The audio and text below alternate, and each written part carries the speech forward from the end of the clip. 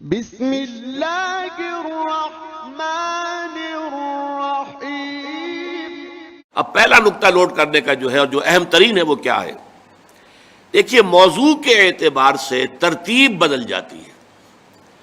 اگر موضوع یہ ہو کہ ارکان اسلام کیا ہے تو سب سے پہلے کلمہ شہادت، ایمان کا لفظ اس میں نہیں آتا، شہادت اللہ الہ الا اللہ وان محمد رسول اللہ، اور اس کے فوراً بعد اقام الصلاۃ و ایتاء الزکاۃ، فوراً بعد۔ یہ کیوں ہے؟ اراکین اسلام یہی ہے، ارکان اسلام یہی ہے۔ اسی طریقے سے اسلامی معاشرے کے اندر اس کی جو ہمیں تنظیم کرنی ہے، آرگنائز کرنا ہے، اس میں اہم ترین چیز کیا ہے؟ نماز اور زکوٰۃ۔ لیکن یہاں بحث ہے نیکی کی حقیقت کیا ہے۔ یہاں آپ دیکھ رہے ہیں کہ نماز اور زکوٰۃ کو بعد میں لے گئے اور پہلے آ رہی ہے انسانی ہمدردی۔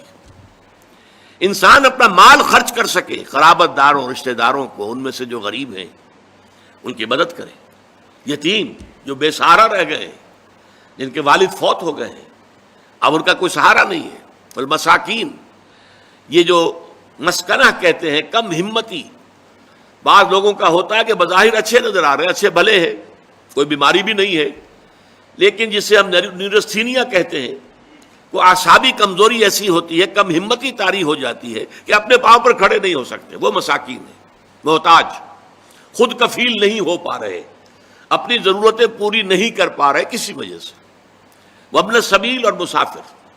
اس لیے کہ مسافرت میں یہ کیفیت پیدا ہو سکتی ہے کہ ایک شخص اپنے گھر میں اچھا بھلا ہے، اب آج کل تو آپ کو معلوم ہے ٹریولر سیکس بھی ہیں اور فلاں بھی ہے اور فلاں بھی ہے، پہلے تو کچھ نہیں ہوتا تھا، اور راستے میں جو پونجی لے کر آدمی چلا ہے، فرض کیجئے چوری ہو گئی، تو اب تو وہ بالکل بے یار و مددگار ہے، اس کے پاس کچھ بھی نہیں، کوئی جاننے والا نہیں، کوئی قرض نہیں لے سکتا، کسی سے مانگ سکتا۔